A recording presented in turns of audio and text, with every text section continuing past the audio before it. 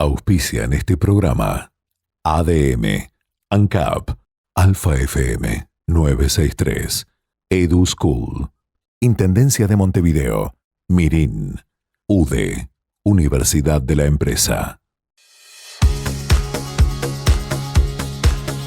La Asociación de Dirigentes de Marketing del Uruguay tiene sumo orgullo en presentar Conferencias Memorables, una historia viva.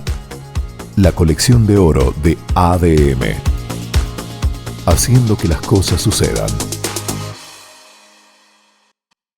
Es un honor para la Asociación de Dirigentes de Marketing del Uruguay contar hoy con la presencia del doctor Alberto Volonté, de una vastísima trayectoria pública, tanto en el ámbito privado como público y también en el ámbito político.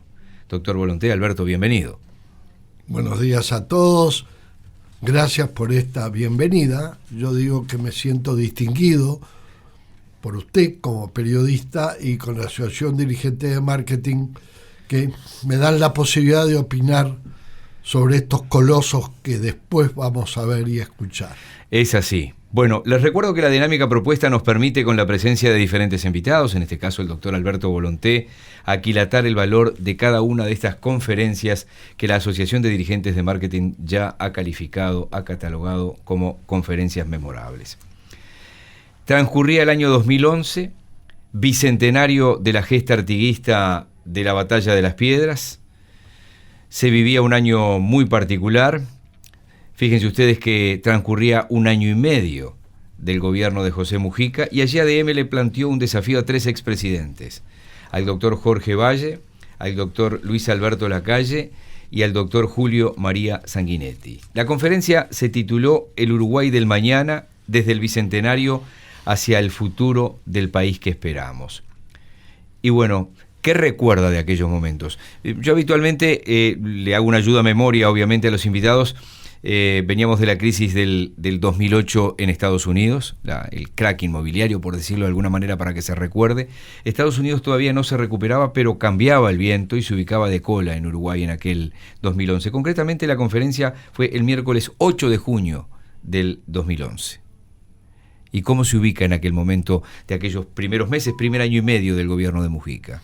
El gobierno de Mujica, y lo recuerdo muy bien, participaba de una mesa todos los viernes donde estaba Carlos Maggi, el ruso Rosenkopf, Carmen Tornaría, y ahí participaba yo y comentamos el inicio del gobierno de Mujica, y lo estoy escuchando en este momento diciendo su discurso el 1 de marzo, donde buscó educación, pero además no quedó en aquello educación.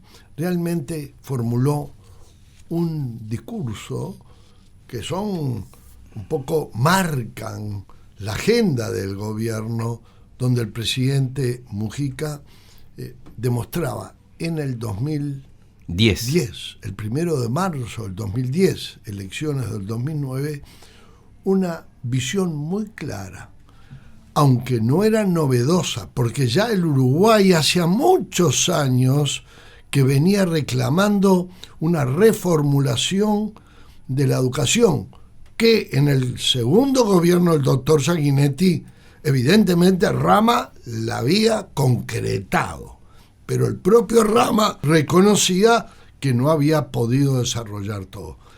Ese escenario nos llenó a todos. Y Mujica, que uno decía, pero ¿cómo va a encontrar el apoyo dentro de su partido? Además tenían todas las mayorías.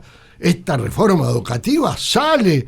Además, la izquierda, y es así, tenía, en una época que no tenía votos, pero tenía en la universidad y en sus cuadros los grandes educadores. Y no la pudo hacer. Y bueno, eso nos demuestra que el funcionamiento democrático, pese a que a veces impide que las cosas se hagan, es mucho mejor vivir en democracia, aceptar los obstáculos y no lograr los objetivos, que un día volver a perder la democracia. Lo tomo por ahí porque el doctor Jorge Abuchalja, en la presentación habitual de cada uno de los almuerzos, destacaba eso, cómo la democracia uruguaya permitía que tres figuras notables como estos tres expresidentes aceptaran la invitación de una organización privada de prestigio como lo es ADM para participar ese día en esa charla. Este almuerzo, después de un viaje de casi 30 días, me reconforta, me llena de alegría, me llena de entusiasmo, porque me encuentro con todos ustedes. Y eso es parte del Uruguay, que cuando visitamos otros países nos falta esto mismo, esta calidez, esta sinergia, este entusiasmo. Y lo otro es este evento que tenemos hoy por delante, que solo en nuestro país puede suceder. Tener a tres personalidades de la talla de nuestros expresidentes dirigiéndonos a nosotros sobre un tema controversial, como fue la fecha del bicentenario del Uruguay.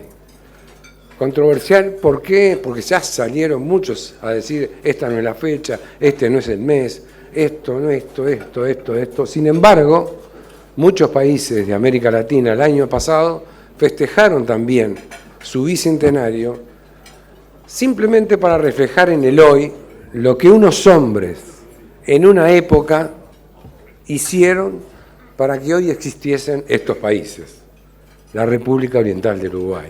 Y estos tres grandes señores que aquí tenemos también fueron constructores, ingenieros del país que hoy tenemos. Parte de lo que fue la presentación de Jorge Abuchalja de los presidentes Valle, Lacalle y Sanguinetti. Los estoy diciendo por este orden y se dan cuenta que es por orden alfabético y ya verán por qué. Primera pausa y comenzamos a revivir aquella conferencia. Esto es Conferencias Memorables, una historia viva. El gran encuentro político-empresarial y sus protagonistas más recordados. Profundizando en lo que importa. Conferencias Memorables. ADM. Haciendo que las cosas sucedan. Las exposiciones, como quedó claro al cierre del bloque anterior, fueron por orden alfabético. Turno entonces para el expresidente, doctor Jorge Valle Ibáñez. Recuerden, junio del año 2011. Valle, con su frontalidad habitual, dijo que le era imposible saber qué pasaría en el futuro, pero que sí se animaría a plantear lo que él creía que debería pasar en ese futuro. Ustedes van a ver que Valle, con su capacidad oratoria, va a mencionar algunos hechos puntuales de ese 2011 que muchos de ustedes van a recordar. Los sueños de los seres humanos, 500 años para atrás, 50 años para atrás, 50 años para adelante, 500 años para adelante, todos más o menos giran alrededor de un tema básico que es la libertad. La libertad en sus distintas expresiones y en sus distintas formas. La primera, la libertad política, la libertad jurídica necesaria para convivir en cualquier sociedad. Sin eso la república no funciona. La seguridad, además, de que es el cumplimiento de la ley lo que nos asegura la libertad y que lo que nos permite, desde el punto de vista de las disposiciones constitucionales y legales, saber que somos libres. No se da siempre así. Por ejemplo, recientemente una jueza penal, la jueza Mota, produjo una sentencia descabellada en la que dice textualmente que el principio de que todos somos inocentes salvo en prueba en contrario, y lo dice y lo escribe, es un principio totalmente derogado, totalmente superado y anticuado, y ahora todos tenemos que probar que somos inocentes, y los jueces pueden, como ella lo dice y lo hace y lo sentencia, aunque no tenga pruebas, condenar por la simple convicción moral.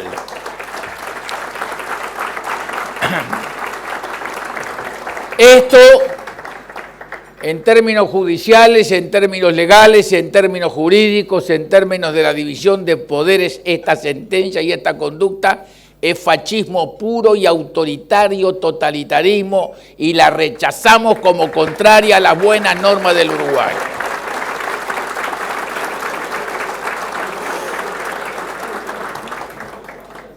La libertad, además, no es solamente la libertad de hablar, de reunirse, de juntarse, de salir, de entrar, de viajar, sino es también la libertad de defenderse de todo poder opresor, sea el Estado o las corporaciones que tienen monopolios económicos o monopolios administrativos o monopolios mediáticos.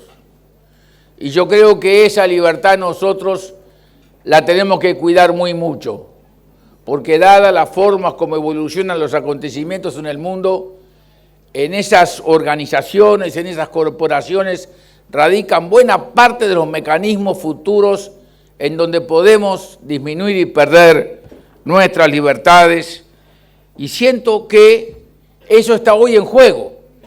Alcanza con ver los episodios de ACE y otros episodios parecidos, en donde las corporaciones no representan al pueblo, sino representan a los sectores administrativos monopólicos que conceden gratuitamente para sus miembros los favores en representación de una cosa que no tienen, porque no representan al pueblo, sino que representan nada más que un sector, por mejor y más justo que sea, es nada más que un sector y no es la población completa. La libertad, además, fundamentalmente se obtiene por la educación. La educación nos hace libres. Más que nunca hoy, el que no tiene conocimiento no va a tener acceso a un trabajo digno y a una remuneración adecuada. Y se da hoy una cosa rarísima en el Uruguay. Hay una contienda, una rebelión, en donde la directora del Liceo Bauzá, la doctora Bianchi, querido Liceo Bauzá, donde estudié, donde estudiaron mis hermanos y yo todos los 4 años de secundaria, está en conflicto con la autoridad de secundaria. La autoridad de secundaria quiere que los niños puedan faltar más y puedan estudiar menos. La directora del Bauzá quiere que los niños no falten y que estudien más. La autoridad de secundaria quiere crear ignorantes y por tanto excluidos y por tanto pobres y por tanto gentes que, excluidas de la sociedad, van a estar mucho más cerca de estar fuera de la ley que dentro de la ley. Nunca vi una cosa igual en contra de las libertades. Si hay algo que garantiza la libertad es el conocimiento. Y en este mundo, el que no tenga la libertad de acceder al conocimiento no va a tener otras libertades y las va a perder. Y los países que no le aseguran a los jóvenes esa libertad que el conocimiento genera, van a ser países que como colectividades van a sufrir enormemente. La libertad además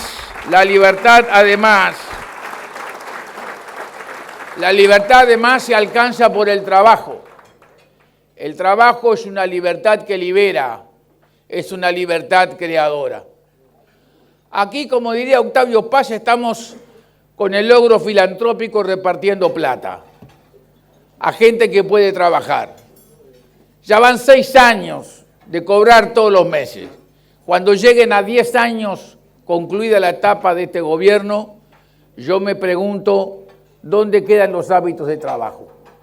Que el Estado ayude es necesario, pero también es imprescindible que el Estado ayude a tener conocimiento y oportunidades para que la gente no sienta que el Estado se transforma en un patrono a tal punto que hoy tenemos esclavos administrativos del gobierno de turno, porque cuando venga otro gobierno, ellos que hoy perciben dejarán de percibir y otros comenzarán a percibir y tendremos entonces una clientela extraña y exótica nunca vista en el Uruguay, de personas que en edad de trabajar no se les enseña ni se les da oportunidad, sino que se les da dinero para que continúen sin hacerlo, haciendo no otra cosa que daño moral, un daño que no se puede resolver después de 10 años de mantenerse en esa condición.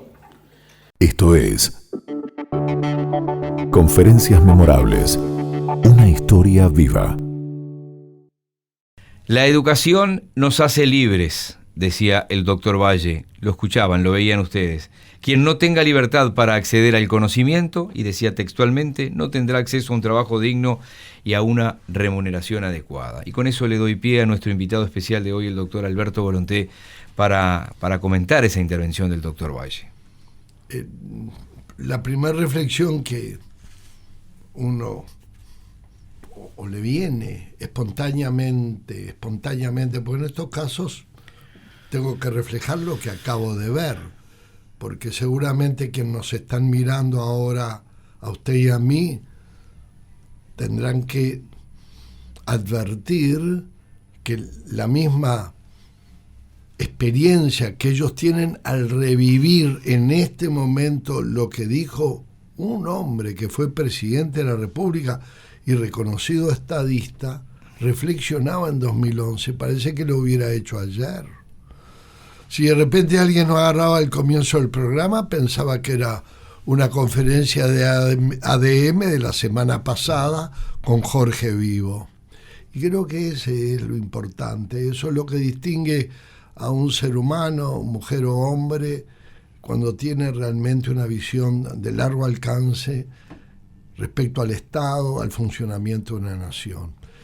En realidad el concepto de Jorge fue que él en realidad analiza lo que pasó para transmitir que sin poder definir exactamente cuál va a ser el futuro, aunque era la interrogante, vio que el valor de la libertad, el supremo valor, el que generalmente como es aire, lo respiramos y solo nos damos cuenta que nos falta si un día nos ahogamos. Pero la libertad es esencial. Defendiendo la libertad no se gana ninguna elección, y no es una crítica para los votantes, porque los votantes votan por cosas que ya se da por descontado que tenemos la libertad. Entonces, nadie que prometa libertad o un partido que diga nací para defender las libertades, con eso no alcanza. Por eso es que los partidos se nutren más de ideas vinculadas a lo social y a lo político, económico, no tanto a cosas elementales que nos parecen elementales, pero no lo son. La libertad, que ya está demostrado, el hombre, hasta el ser humano, hasta este momento no ha demostrado que la libertad se proteja mejor que con un sistema democrático republicano. Entonces, Valle dice, el primer gran valor es la libertad. ¿Por qué? ¿Y cómo lo custodiamos? ¿Y cómo lo profundizamos? Con educación. Porque ¿cómo somos libres? ¿Cuál es la libertad del hombre? Todos los seres humanos, todos, ahora, y a cualquier edad tenemos prejuicios. Nos gusta reconocerlos o no, pero los tenemos. Cada vez que perdemos un prejuicio, somos más libres. Todos tenemos nuestros complejos. ¿Los reconocemos o no? No sé. Y los complejos a veces nos crean rencores. Ahora cuando nos liberamos, cuando conocemos, cuando nos informan, somos más libres. Por eso hay dos elementos. Yo agregaría uno más, pero no, tomemos el doctor Valle. Educación, educación y educación. Los tiempos se repiten, porque es conocimiento, conocimiento, conocimiento, conocimiento. Pero eso también, y no es a que todo lo pasado fue mejor. Esa revolución, pues fue una revolución bareliana a fines del siglo XIX, forma un Uruguay libre, pero si bien habían habido revoluciones, casi guerras civiles, en torno a libertades, lo que se había logrado en el Uruguay era una educación que hacía a todos sus habitantes libres, porque estaban informados, y agrego, y a una gran libertad de prensa, porque se es libre en el aula porque nos educa, y además en aquellos tiempos leyendo diarios, escuchando radio, hoy viendo televisión también, porque nos informan. Y para ser libres, haber sido bien formados en el aula y sobre todo tener una prensa libre que, aunque no nos guste a veces lo que dice, sí nos informa. Permítame otra pausa. Y el que sigue es el doctor Lacalle Herrera, también un expresidente en esta conferencia memorable. Esto es Conferencias Memorables. Una historia viva. El gran encuentro político-empresarial y sus protagonistas más recordados. Profundizando en lo que importa. Conferencias memorables. ADM. Haciendo que las cosas sucedan. Retomamos esa conferencia memorable de junio del 2011. Turno para el expresidente Luis Lacalle Herrera. El doctor Lacalle Herrera fue muy claro. Yo tengo por acá, él dijo, deberemos tener claro qué país queremos para después saber cómo nos abrimos al mundo. Se hizo una pregunta, una interrogante que dice, ¿qué país esperamos o qué país vamos a hacer? ¿Qué país vamos a hacer? Y ahí se respondió así. Me gustaría hablar del país que vamos o que podemos llegar a hacer.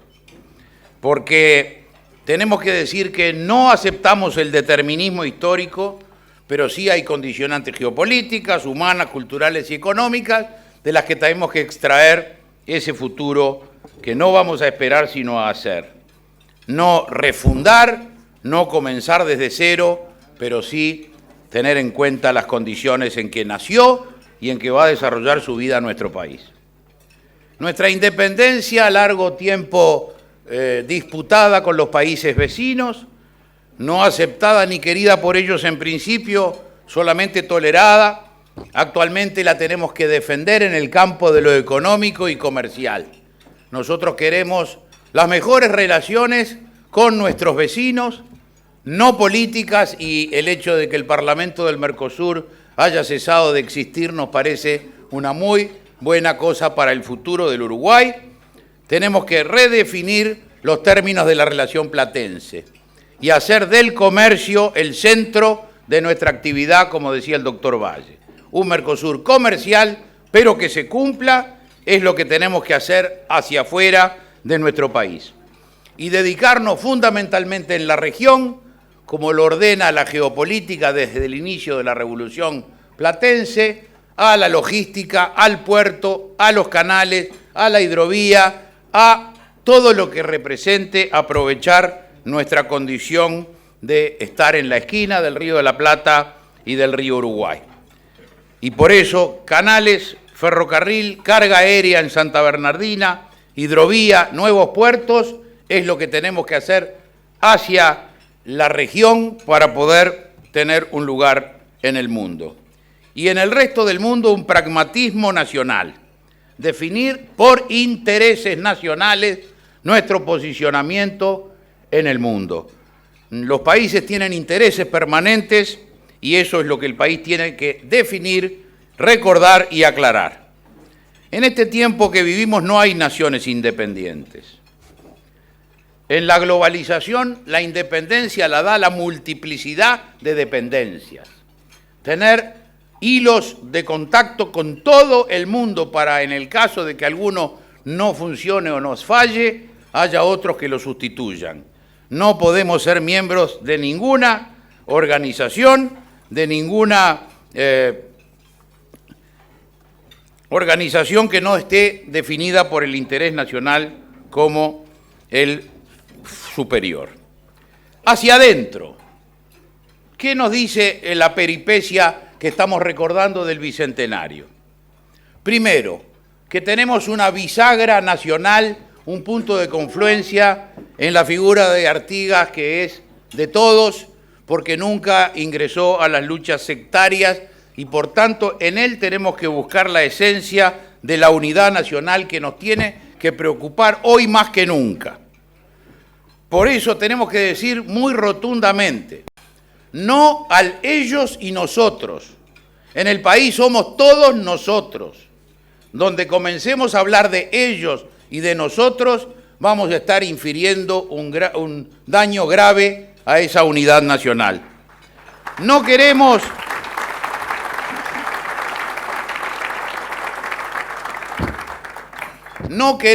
de nuevo ni 1963 ni 1973, con una experiencia de minorías soberbias de un lado y de otro, alcanzó para nuestro país y las heridas todavía las tenemos que sanar.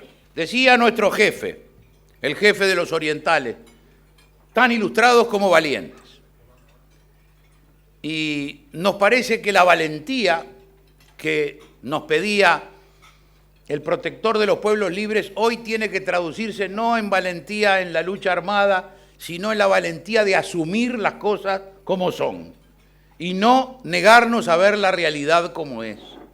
La realidad es como es la suprema elocuencia de la vida, es la realidad. Y tenemos que decir que el país de diagnósticos está cansado. Diagnósticos en lo económico, diagnósticos en la enseñanza, diagnósticos en la seguridad. La manera de enfrentar las cosas es con respuestas a través de decisiones concretas. En materia de la educación, el objetivo tiene que ser primordialmente uno, que la educación pública vuelva a ser el factor de igualdad y ascenso social que fue durante años. La queremos a la educación pública tan buena o mejor que la educación privada. Pero para ello tiene que llegar el momento de asumir responsabilidades. Y las responsabilidades primarias son del gobierno, de este gobierno continuador del anterior, que ha tenido mayoría parlamentaria y ha tenido recursos suficientes, más que suficientes. Entonces, ¿qué va a pasar con la educación? Es importante que entre todos lo analicemos, pero a la hora de las decisiones, primero que el actual gobierno nos diga si tiene alguna idea, si esa es compartida por toda la coalición y si la va a llevar a cabo. Y cuando haya manifestado estas tres cosas, nosotros emitiremos nuestra opinión para ayudar cuando las ideas o las soluciones sean buenas. Conferencias memorables.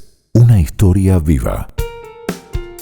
Ponencias magistrales de los líderes iluminando el evento de negocios más importante del país. Definir por intereses nacionales nuestro posicionamiento en el mundo, decía Lacalle Herrera, ustedes lo veían, lo escuchaban. Habló además de, bueno, como decía el doctor Volonté, algunas cosas parece que fueron hechas hace 10 días. Habló de que se necesitaban más puertos, habló de profundizar la hidrovía Santa Bernardina como terminal de cargas, en fin, mucha cosa que más de 10 años después aún no tenemos. Habló también de la educación, pero marcando claramente que estaba dispuesto a dar una mano, pero que el gobierno era el que resolvía. Es así. Siempre resuelven los gobiernos. Lo importante es que hayan sido legítimamente electos. Y después, cuando vienen las críticas y los comentarios, a veces digo, no hay que criticar tanto un gobierno que eligió el pueblo, porque están criticando al pueblo que lo eligió. Esto parece un juego de palabras, pero no lo es. Hay que ser muy cuidadoso de qué esperaba la sociedad cuando vota.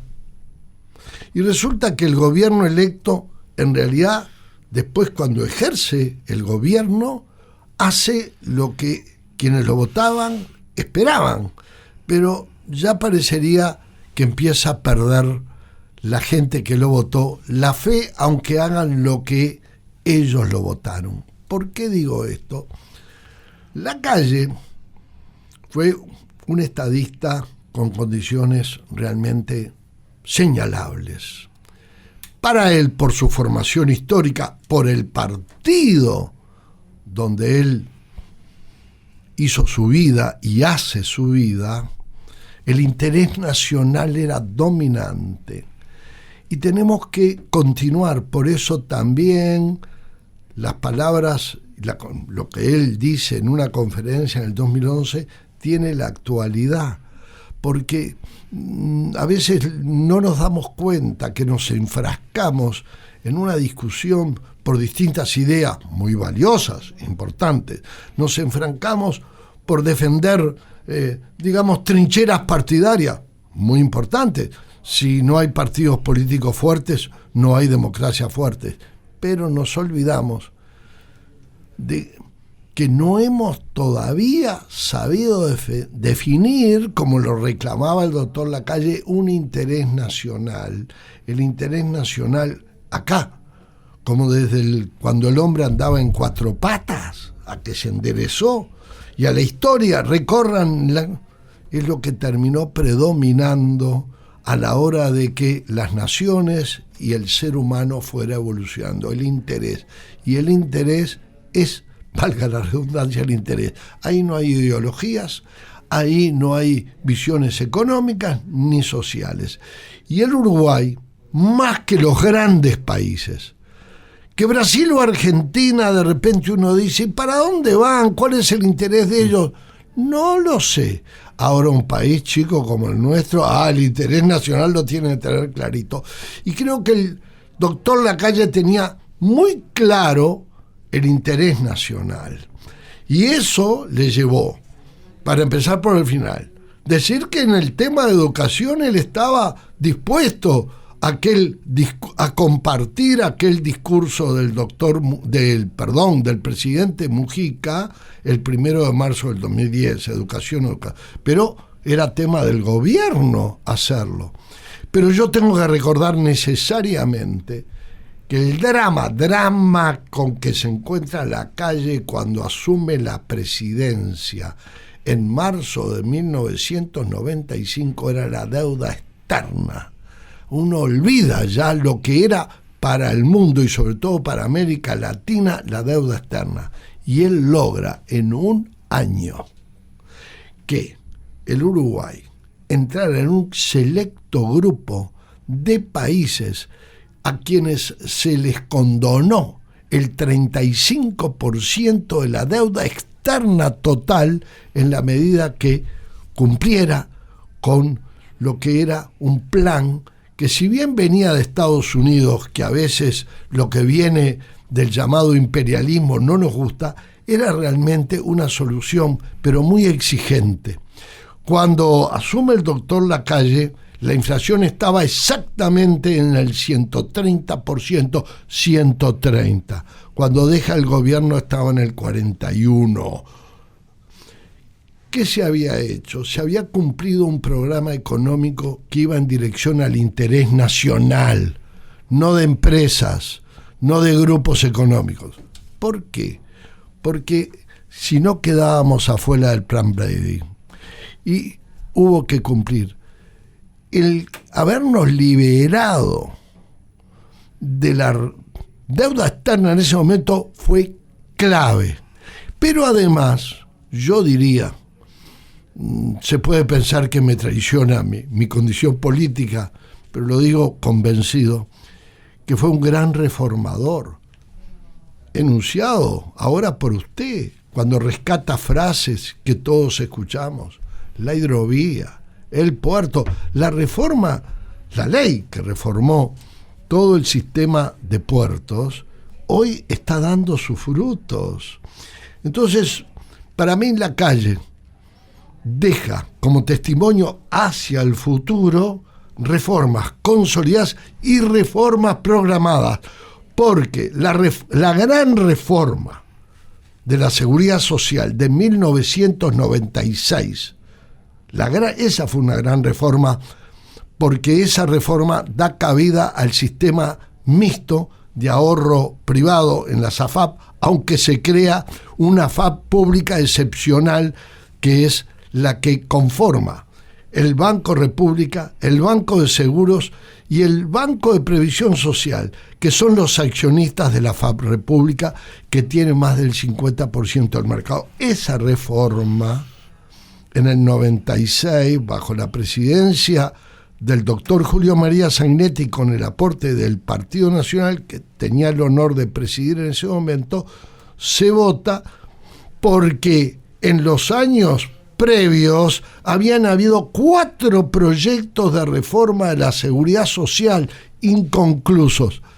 Y ahí Lacalle demostró que dejó, de acuerdo al interés nacional, la semilla para que el otro gobierno dijera: reformemos la seguridad social. Pasaron 30 años, hoy se necesita otro. Espero que se aprendan lecciones. Ese gobierno que venía era el segundo del doctor Sanguinetti y será el tercero en exponer en este recuerdo a una conferencia memorable.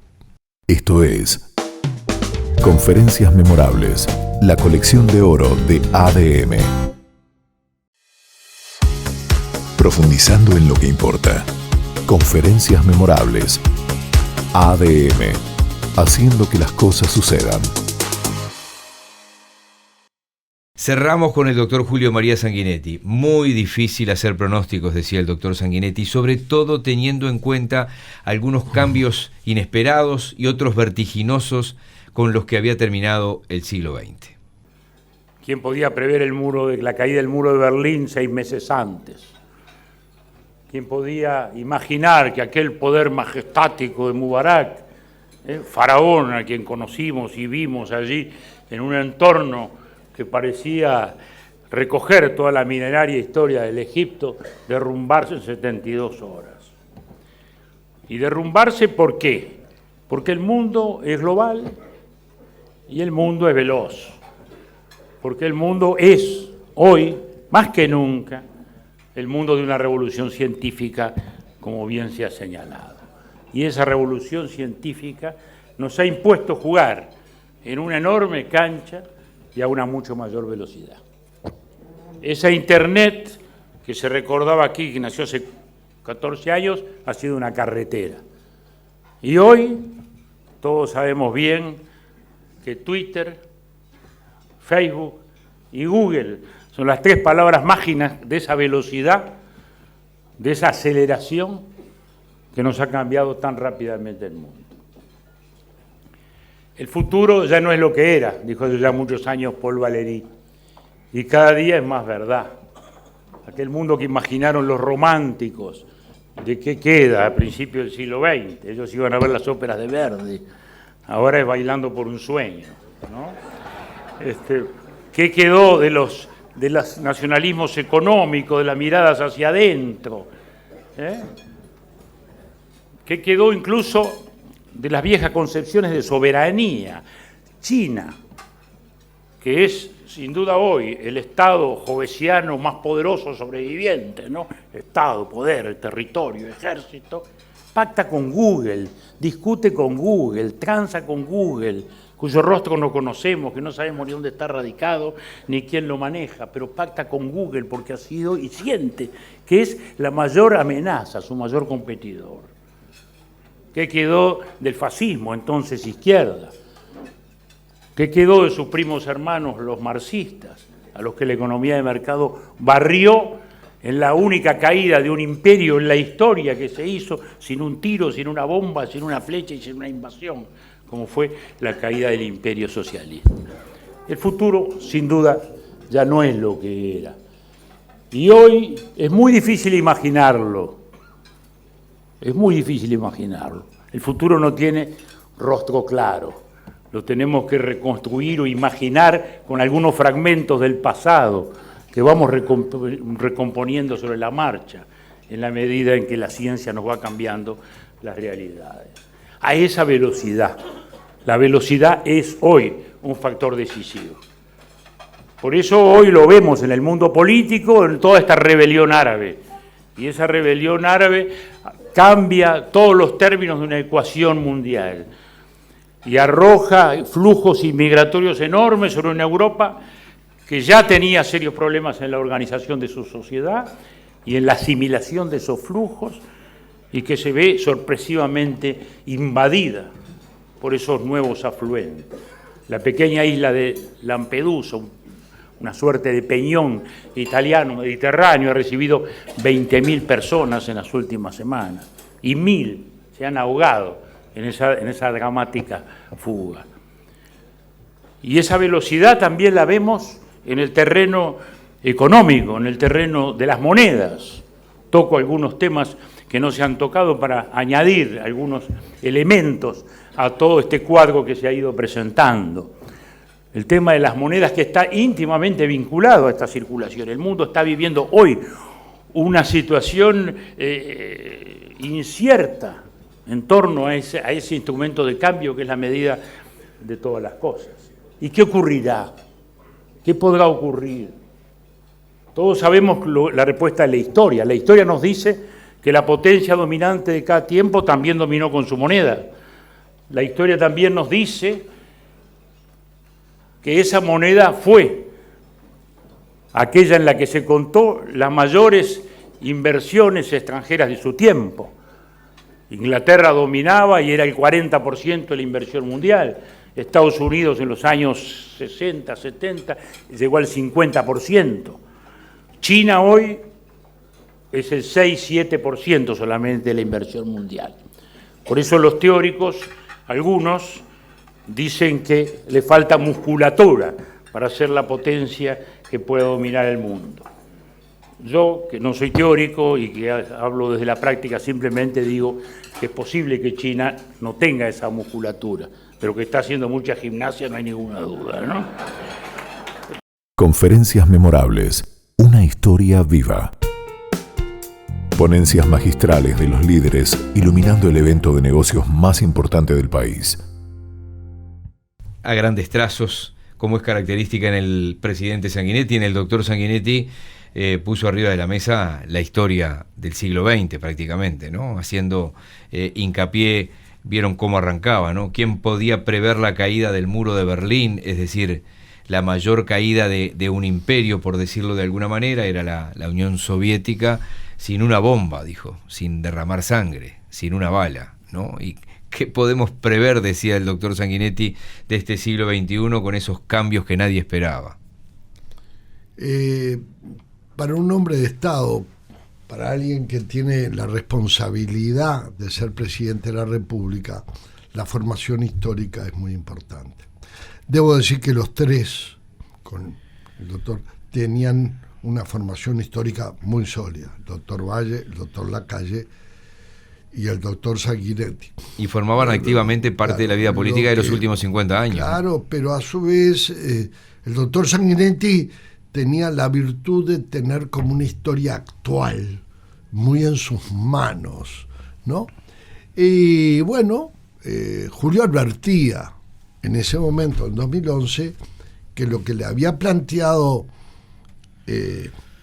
ADM no era sencillo, porque estaba demostrando que al otro día todos los cambios habían sido inesperados, como pasó en el 2019, terminado el proceso electoral y asume un presidente, en este caso el doctor Luis Lacalle Pou, el 1 de marzo, él con su compromiso que le permitió consolidar una coalición de varios partidos, resulta que a los 13 días, en el 13 de marzo del 2020, estalla una pandemia.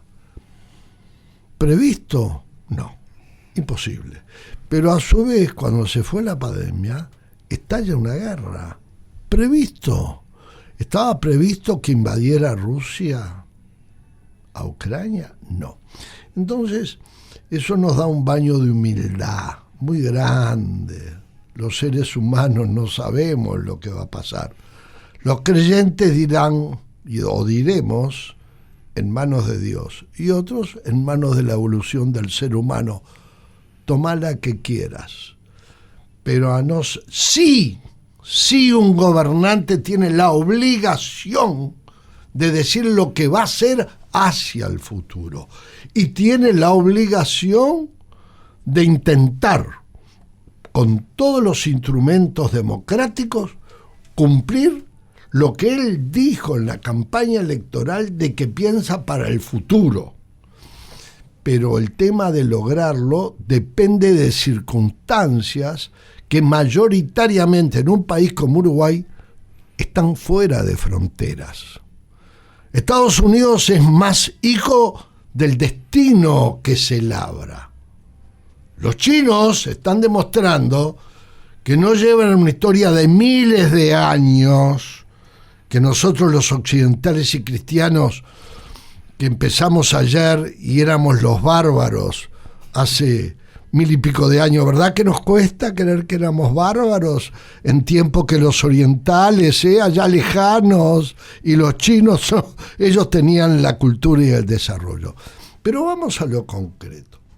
El doctor Sanguinetti lo que advierte primero que el futuro es indefinible, pero sí nos obliga, y él establece con claridad, con la visión precisamente del formado con una gran base histórica y además con una gran experiencia de gobierno, porque él tiene la responsabilidad, cuando es electo en el 84 y preside el país a partir de marzo, de consolidar una democracia, que por supuesto, hoy, mirá a la distancia, y caramba, ahora que está en discusión los textos de la historia reciente, cada uno dice, bueno, lo que le dice su estudio y saber, no entro a calificar.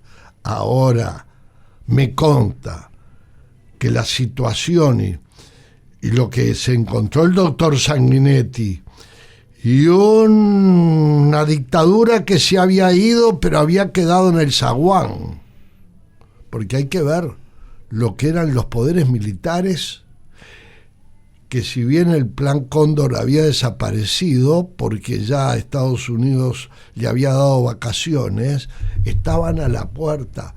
Vean la película 1985 y créanme que en el Uruguay podríamos recrear algo parecido, salvando la distancia. Entonces Sanguinetti tenía la experiencia de haber conducido un barco que antes de la economía, antes de la seguridad social, antes de la seguridad pública, que en esa época estaba más tranquila, tenía que consolidar la democracia, y lo logró.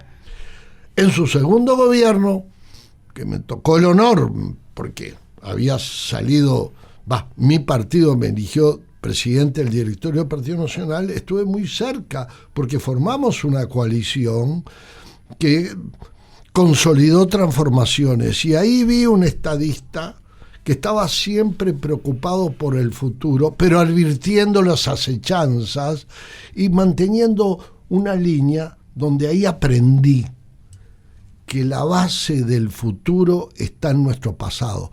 Por eso que a este país le espera siempre lo mejor, porque a diferencia de una célebre película que se llamaba Mi pasado me condena, al Uruguay, diría, después de haber escuchado a estos tres gigantes, al Uruguay lo espera lo mejor, porque su pasado así lo indica. Doctor Alberto Volonté, como le decía al comienzo, un honor para la Asociación de Dirigentes de Marketing haber contado con su presencia en el día de hoy. Muchísimas gracias. Gracias a ustedes. Y a ustedes, porque estas disertaciones de hoy ya forman parte de las conferencias memorables de la Asociación de Dirigentes de Marketing. Hasta aquí, la Asociación de Dirigentes de Marketing del Uruguay presentó Conferencias Memorables, una historia viva. La colección de oro de ADM. El gran encuentro político-empresarial y sus protagonistas más recordados. Colección de oro. ADM. Haciendo que las cosas sucedan. Auspiciaron este programa ADM, ANCAP, Alfa FM 963, Edu School, Intendencia de Montevideo, Mirin, UDE, Universidad de la Empresa.